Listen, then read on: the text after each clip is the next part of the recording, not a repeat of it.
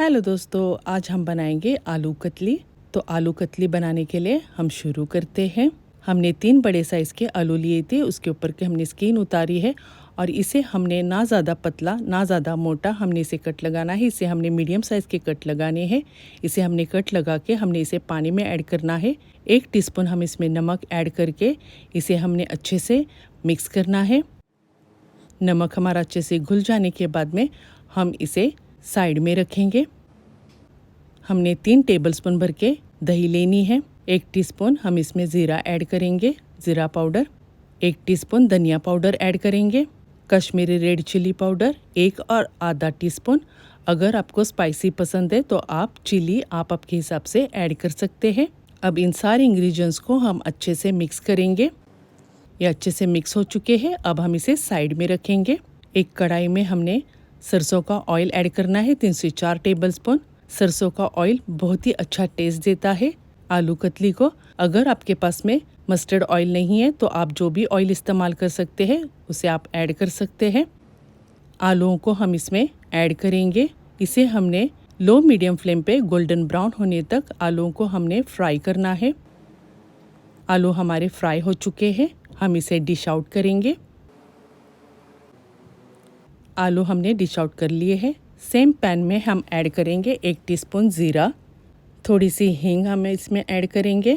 4 से 5 हमने लहसुन की कलियों को कूट के इसमें ऐड करना है, दड़ा दड़ा सा। 1 से 2 मिनट तक इसे फ्राई करेंगे। 1 मीडियम साइज़ का चॉप किया हुआ प्याज हम इसमें ऐड करेंगे। उसे भी हमने गोल्डन ब्राउन होने तक हमने इसे फ्राई करना है। 2 टेबलस्पून भर के हम टमाटो पेस्ट ऐड करेंगे। अगर आपके पास में टमाटो पेस्ट नहीं है तो आप टमाटो का भी इस्तेमाल कर सकते हैं। इसे हम अच्छे से भूनेंगे 2 से 3 मिनट तक। आधा टीस्पून हल्दी ऐड करेंगे, उसे भी हम अच्छे से भूनेंगे। 2 हरी मिर्च कटी हुई हमने इसमें ऐड करनी है, उसे भी हमने भुनना है। योगर्ट हम इसमें ऐड करेंगे जो हमने मसालों के साथ में मिक्स किया था। अब इसके हमने तकरीबन 4 से 5 मिनट तक अच्छे से इसकी भुनाई करनी है। जब तक इसका ऑयल अलग नहीं होता है तब तक हमने इसे भुनना है। इसकी भुनाई हो चुकी है अच्छे से। अब हम इसमें ऐड करेंगे करी पत्ता। करी पत्ते को भी हमने 2 से 3 मिनट तक इसमें अच्छे से भुनना है।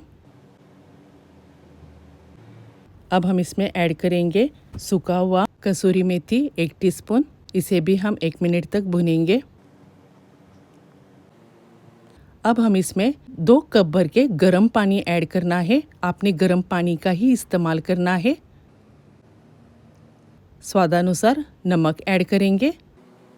इन सारे इंग्रेडिएंट्स को हम अच्छे से मिक्स करेंगे। अब हम इसमें ऐड करेंगे हमारे फ्राई पोटैटोस, आलू। इसे हम मिक्स करेंगे।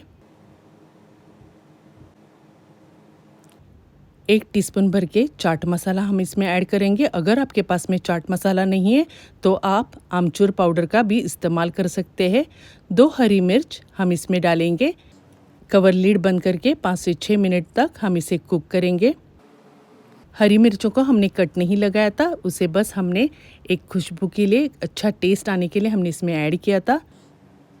अब हम चेक करेंगे हमारा आलू कुक हो चुका है या नहीं।